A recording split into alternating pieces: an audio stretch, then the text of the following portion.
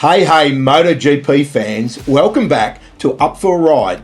In our last video, I talked about the 6 circuits the baggers will be joining the MotoGPs for the 2026 season. And in this video, we'll be talking about who's riding and where they come from. Now, I say the baggers joining the MotoGP season this year will piss some people off. Well, why?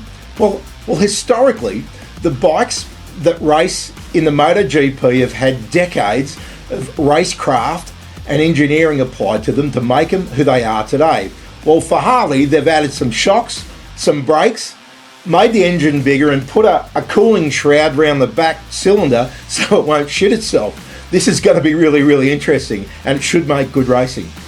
Let's see who's got the balls enough to wrestle these big motherfucker baggers. Check this out.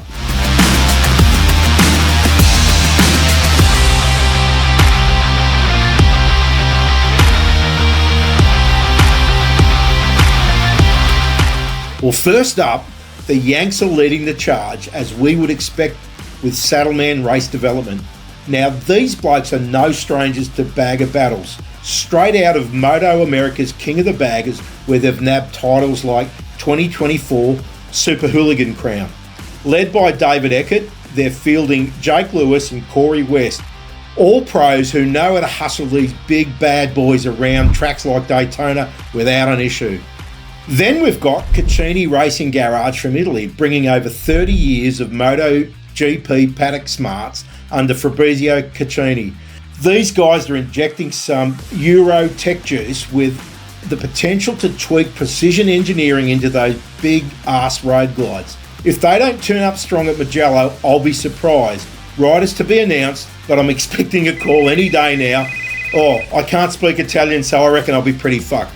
Speaking of turning up for work, the word on the street is that Joe Rascal Racing from Australia, fuck yeah, is bringing 3 riders to make sure Aussies are noticed. I fucking love it, and I'll be cheering for them.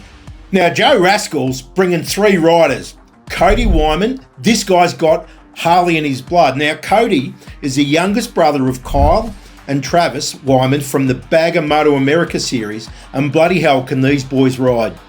Then there's Granado from Brazil, and he goes good too. And then homegrown hero Aussie lad Archie McDonald that started on a farm on a Pee-wee 50. Now, I understand this boy can ride dirt and track pretty bloody good, and he might just need to with all those shitty lean angles on the bagger. And rounding it out, Niti Racing from Indonesia. Now, come on down, lads. These guys are the first Indo team on the MotoGP stage. Now, it's a big move. They're launching with riders like Gutierrez and Pratama, fresh from the local circuits, aiming to put Indonesia on the map. With 9 riders across 4 teams so far, I can't fucking wait to see these Indo lads ride up against the best.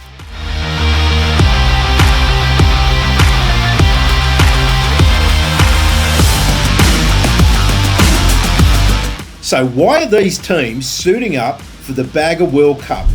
Well, for Saddlemen, it's about taking their success in the Moto America Series global. Now, quietly, I reckon they see it as a chance to dominate international tracks with a proven V-twin, boosting their brand from Daytona to Aragon.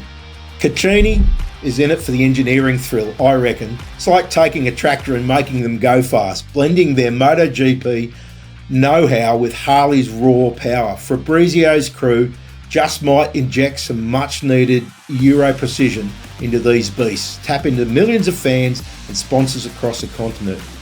What about Joe Rascal? Well, I reckon he wants to lift the bagger culture in Australia and across the Asia Pacific. With those 3 riders, you bet there'll be some close racing that draws a crowd. I fucking love seeing the Aussie team go hard on the world stage.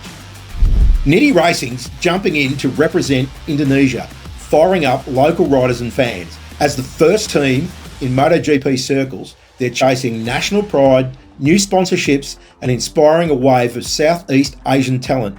I was in Indonesia recently, and they ride like fucking lunatics on the road, and I can't wait to see what they do on a track.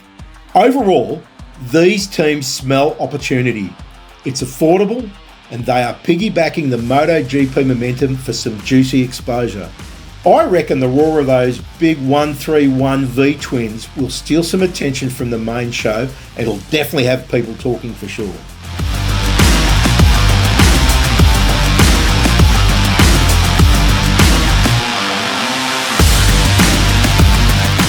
The prep's been taken seriously.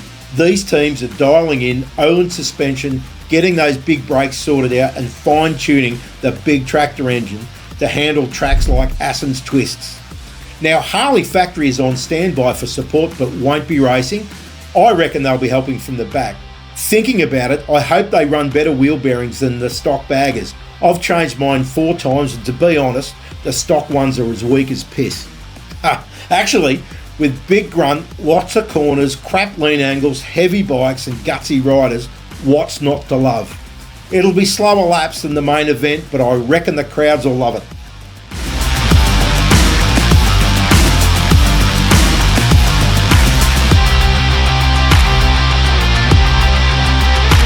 From USA's Saddlemen to Indonesia's Niti, through to the Aussies, these teams are set to make 2026 unforgettable. Can Harley grab the world's attention and sell a few more bikes? Or will the baggers run wide, fail to pull a crowd? Let me know what you think. Smash like, subscribe, and stay tuned for our next vid on Rider Spotlights. Now ride hard and be good to your mum.